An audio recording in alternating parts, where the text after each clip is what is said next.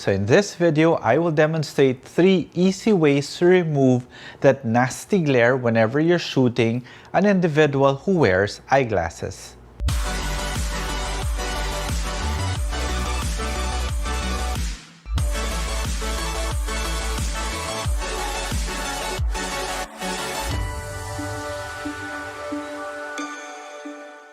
So hi everyone, this is Jiggie, a portrait and wedding photographer from the Philippines, and welcome to the channel. So before anything else, if you guys haven't subscribed to the channel and would want to learn more about off-camera flash photography or maybe just photography in general, then this channel is for you. So you might want to consider subscribing, and while you're at it, click that notification bell so that you get notified every time I upload a new video. And if you want to see more of my images, you could always find me on Instagram. It's at Jiggie Alejandrino. So welcome again to my small home studio, and here I will demonstrate 3 ways in order for you to be able to remove that nasty reflection whenever you're shooting someone. Now I'll be using a continuous light. I'll be using my Forza and my Nanlite Forza 150 so that it's easy for you guys to see how the reflections, or what it is that I'm going to explain, affects the reflection in the glasses. Okay, so the best way for me to be able to shoot this, to demonstrate this, is to shoot someone who actually wears glasses. And the nice thing about it, my wife Coco really does wear glasses. Whenever we're shooting, she just wears contacts. But this time, I told her not to wear contacts, and I wanted to shoot her with her glasses on. So, babe, come on in. All right. Hi, babe. Hi, babe. Okay, it's different, very casual look. So, again, of course, she was still made up by Mela Jimenez, so we'd like to thank Mela Jimenez for virtually assisting Coco put on her makeup for today. So the camera that I'm using today is my Sony a7 Mark IV, not the a7R, but the a7, and of course I'm recording everything using this one, the Atomos Ninja V. Now, in order for us to properly see the way the light is actually hitting Coco, it's best that I turn off all these continuous lights in the studio, so let me just do that now. Okay, that's one. That's 2, and I forgot to turn on our Forza. Okay, there. So my camera's on aperture priority, so it just adjusts to the light. So the first thing, make sure that the person you're shooting, whose glasses she is or he is wearing, are clean. Just take that extra time to wipe off all the smudges or the fingerprints, because those things will really it will really come out in the pictures that you're taking, and that's the worst thing that you can do, and you can't really Photoshop those things out. Very, very difficult. Okay, so you can see now I turned on my Nanlite, and at the edges of Coco's glasses you could see a reflection of this light. Alright, the newer glasses, the ones that Coco's wearing, are already multi-coated. So they're really, well, it's supposed to remove these reflections or help remove these reflections, but you don't totally remove it. As you can see here, you can see it. Why?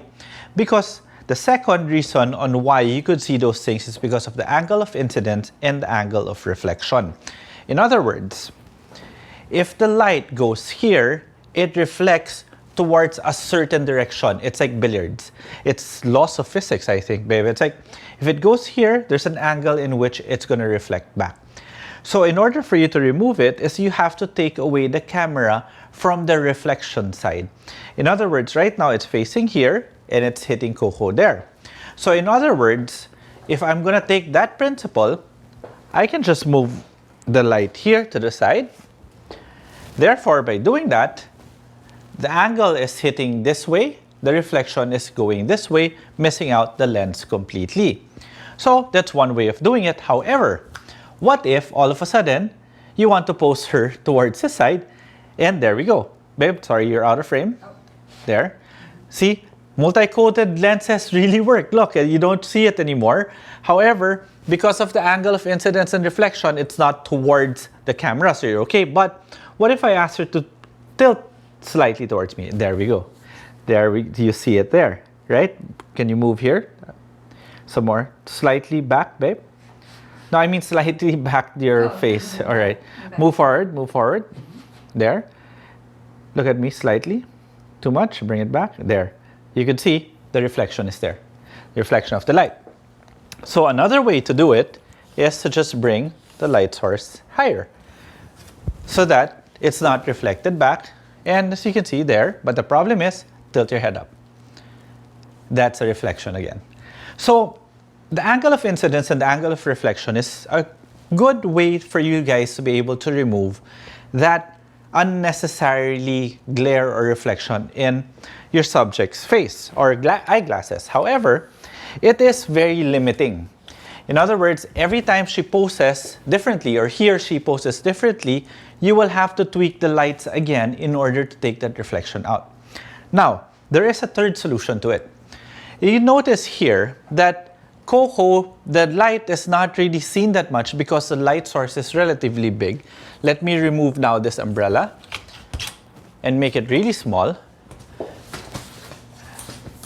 You now see a little bit more reflection of her. Plus, look at the way the shadows actually fall because of her glasses, which is very, very difficult to remove. That's why we use bigger light sources so that the shadows are softer. Therefore, they're not distracting. Now, you already saw where I'm getting at. In order for you to have more flexibility, the best way is to really get the biggest light source that you can.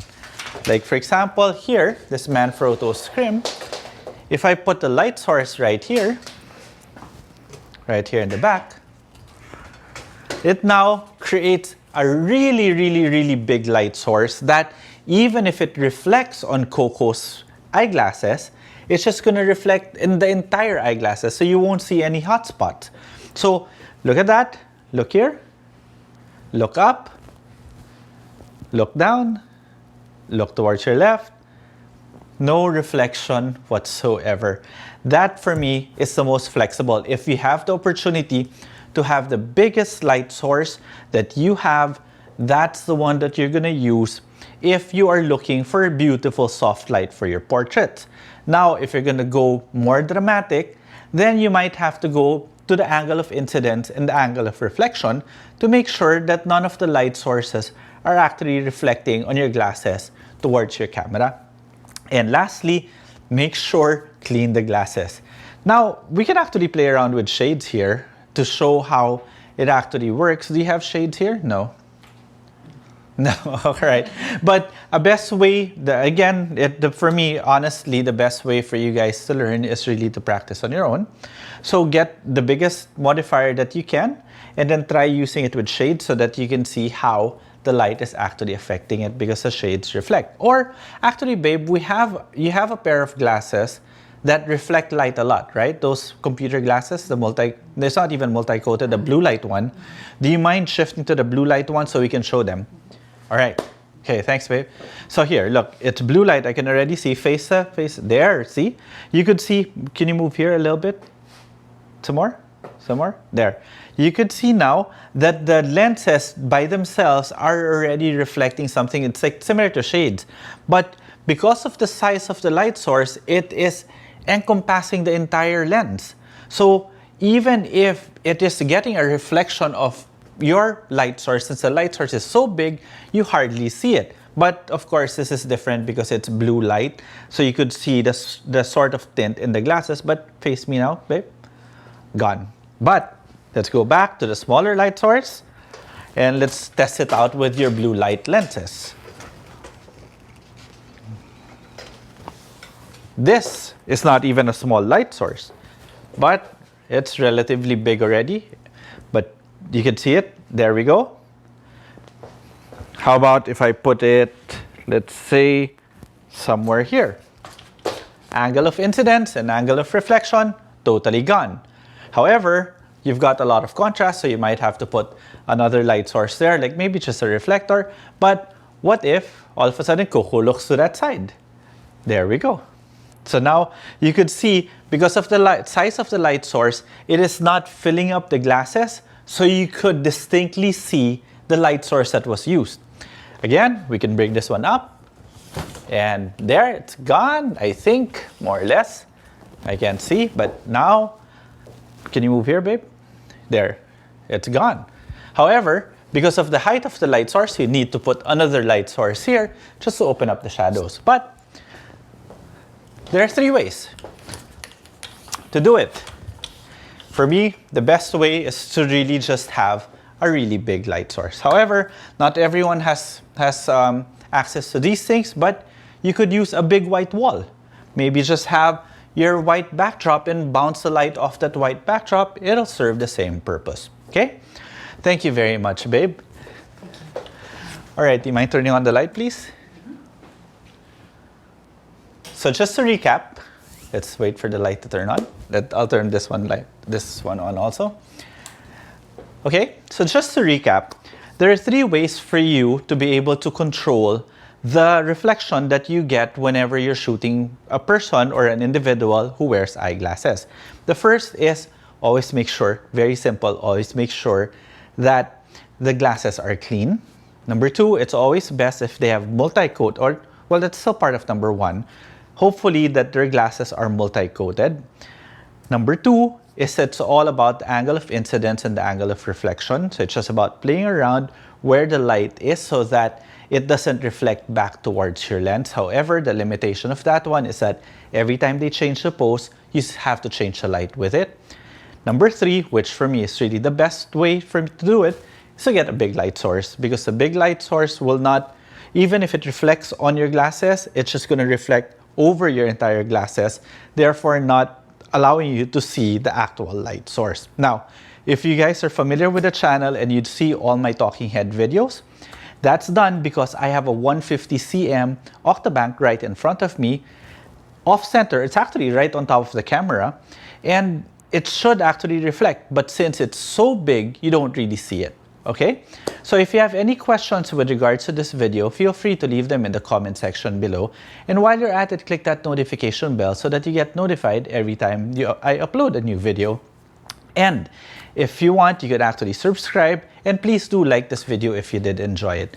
Now, if you want to see some of the images that I've created, you could always find me on Instagram. It's at Jiggie Alejandrino. And if you want to follow Coco, it's at Coco Alejandrino. Okay? Till the next video.